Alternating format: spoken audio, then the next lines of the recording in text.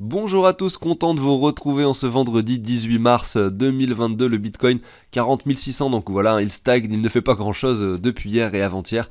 À côté de ça, on a un Ether qui se porte plutôt bien quand même, 2800 $, donc ça se voit pas spécialement sur les performances, quoique si, sur 7 jours, on voit qu'il a 7,5% de performance par rapport au dollar, alors que le Bitcoin n'en a que 3, donc oui, si, donc là sur l'altcoin dominance, on voit quand même sur l'altcoin dominance, on revient chercher cette ligne basse assez intéressant pour pourquoi pas acquérir des altcoins, mais si on va voir l'Ether par rapport au Bitcoin, on voit que la configuration finalement est en train de pourquoi pas se retourner. Alors attention, on revient finalement sur l'approche de cette ligne de tendance que l'on a à l'écran ici, sur cette bougie verte. Donc on pourrait pourquoi pas venir stopper à cet endroit-là, puisqu'on vient retester une sorte de ligne de coup qu'on a cassée, c'est-à-dire qu'on a cassé cette ligne qui faisait office de support, vous voyez, pour maintenant pourquoi pas la retester et continuer à baisser. Ou alors on pourrait réintégrer le canal assez rapidement et ça redeviendrait finalement plutôt bullish pour un Ether qui pourrait se reprendre et pourquoi pas revenir sur cette borne haute ici aux alentours des 0,09 Bitcoin. Et là on aurait réellement quelque chose d'intéressant pour pourquoi pas envisager pour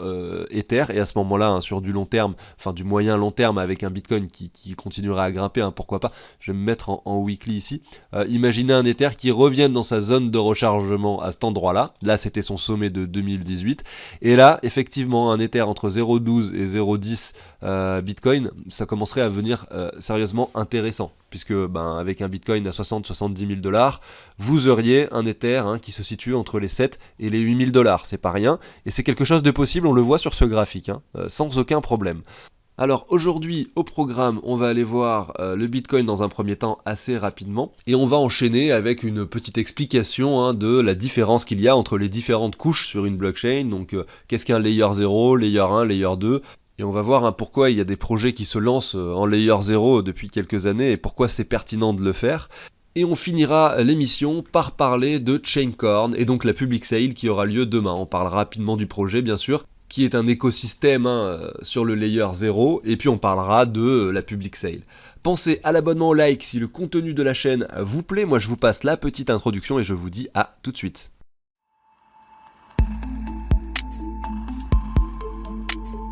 Allez, on débute avec le Bitcoin. Aujourd'hui, voilà, on est revenu quasiment sur le haut du range. Malgré tout, on observe toujours ce manque de volatilité sur le Bitcoin, tout simplement parce que, pour l'instant, en tout cas, on ne fait pas de nouveaux plus hauts. On n'a pas fait non plus de plus bas précédemment, donc on voit qu'on se contracte.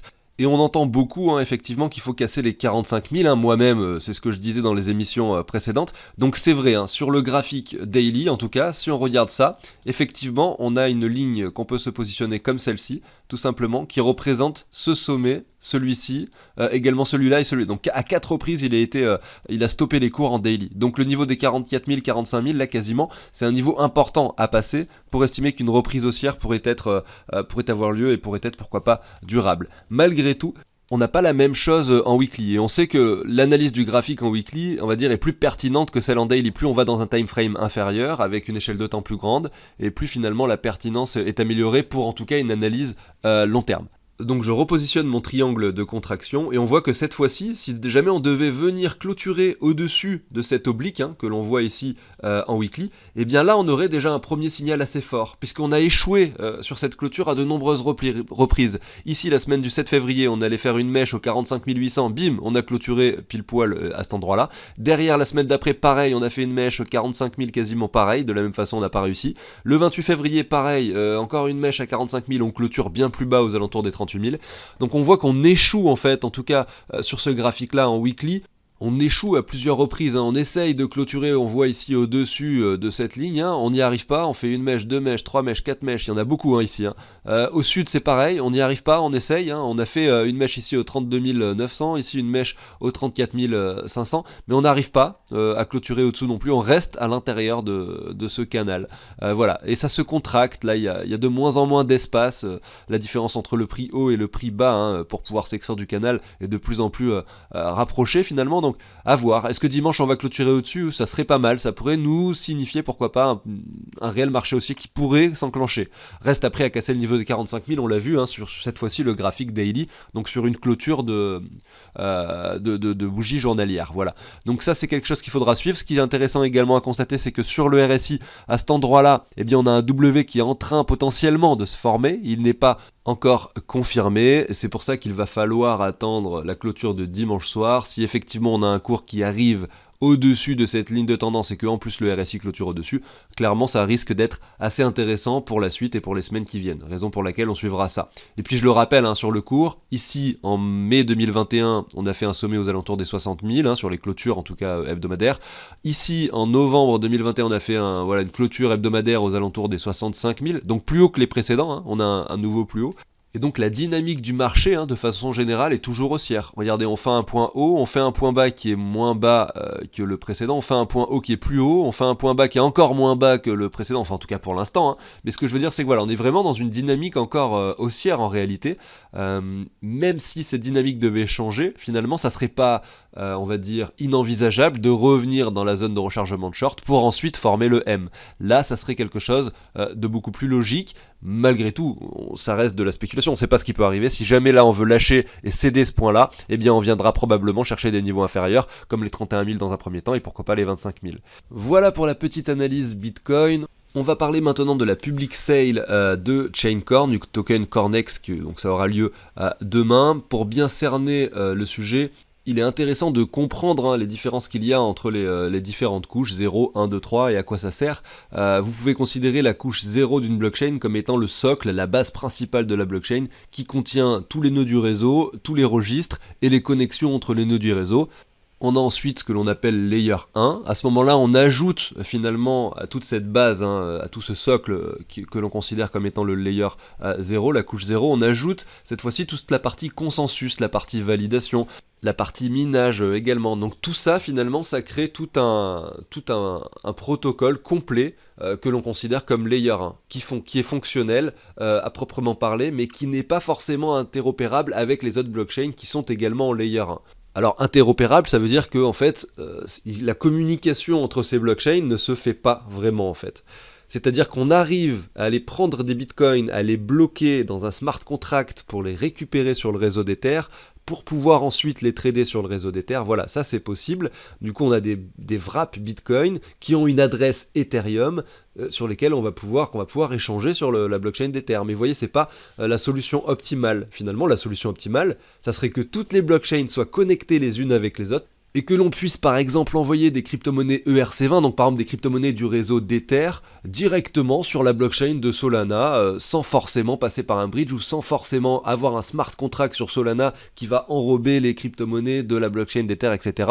Et que tout soit simplifié et interopérable. Et c'est la solution qu'apportent les projets en fait qui sont construits, les écosystèmes qui sont construits directement sur la couche 0, sur le layer 0. Et aujourd'hui, les deux plus gros projets construits directement sur la couche 0 de la blockchain, c'est Polkadot et Atom Cosmos.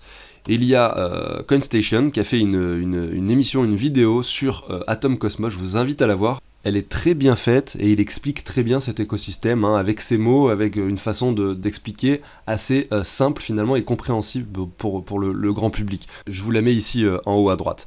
Donc on va parler maintenant de Chaincorn, à savoir également, hein, j'ai pas parlé des layers 2, donc je vous ai expliqué ce que c'était rapidement, hein, je l'ai fait rapidement aujourd'hui bien sûr, vous l'avez vu, le layer 0 et le layer 1, et le layer 2 en fait c'est une couche qui est de la même façon que le layer 1 et ne peut pas fonctionner sans le layer 0, bah le layer 2 ne peut pas fonctionner sans le layer 1 et sans le layer 0, et le layer 2 en fait c'est une solution qui permet d'augmenter la scalabilité du réseau principal.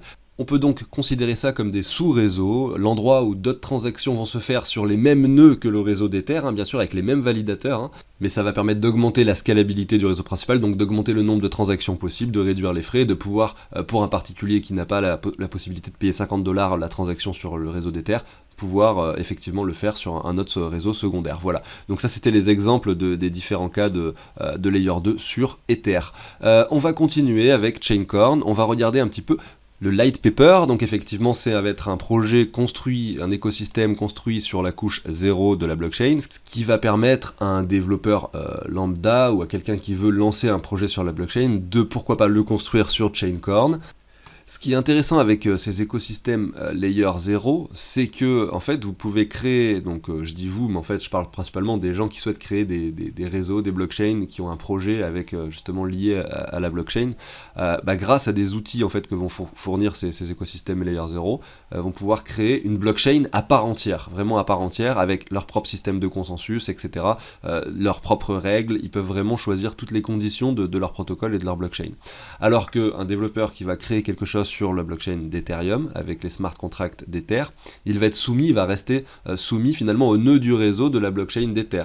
D'ailleurs, je crois que dans le light paper, il y avait quelque chose qui expliquait bien cette démarche que je suis en train d'expliquer. C'est que voilà, vous créez une blockchain sur Chaincorn, vous allez avoir la première blockchain, la deuxième, la troisième, mais vous voyez, elles vont pas être liées les unes aux autres parce qu'elles vont pas avoir les mêmes systèmes de consensus, elles vont pas avoir les mêmes règles. Alors que sur Ether, quand vous allez créer des tokens, par exemple, forcément ça va être lié. Les trois seront sur la même chaîne de blocs en fait, parce que elles vont toutes être soumises aux règles de consensus du réseau d'Ether. Et c'est là finalement que vient l'histoire de l'interopérabilité. Si jamais vous avez des réseaux qui sont interconnectés les uns avec les autres grâce à on va dire à une entité, un hub central qui est basé sur la blockchain Layer 0 directement, où tout passe par cette partie Layer 0, cette première couche de réseau, où tout est connecté, et bien à ce moment-là, on a une interopérabilité qui se crée entre toutes les blockchains. Voilà, donc là c'est le light paper, ils n'ont pas encore sorti le white paper, ça va pas tarder. Ils expliquent ici simplement qu'ils souhaitent vraiment que ce soit accessible et facile pour les développeurs de façon générale. Ils expliquent ici, ils montrent un peu des images de l'application potentielle, mais elle n'est pas du tout créée. C'est ça qu'il faut comprendre, c'est que là c'est vraiment le tout début du projet. Le mainnet de la blockchain Cornet sortira que dans un an, donc là vous achetez un token si vous voulez participer à cette prévente qui est disponible sur la blockchain de la Binance Smart Chain. Voilà, donc c'est pas encore quelque chose, on va dire, de finalisé. Vous êtes vraiment sur une prévente, c'est ça qu'il faut comprendre. Et là ils expliquent également du coup que voilà, ça pourrait ressembler à ça, avec vous pourriez choisir le nombre de supply, vous voyez, avec des boutons aussi simples que ça pour pouvoir créer votre blockchain. Donc c'est un peu l'idée générale. Ils expliquent ensuite qu'il y aura toute une partie wallet où vous allez pouvoir payer avec du fiat directement pour acheter des cryptos. Donc imaginez une sorte de plateforme hyper simplifiée.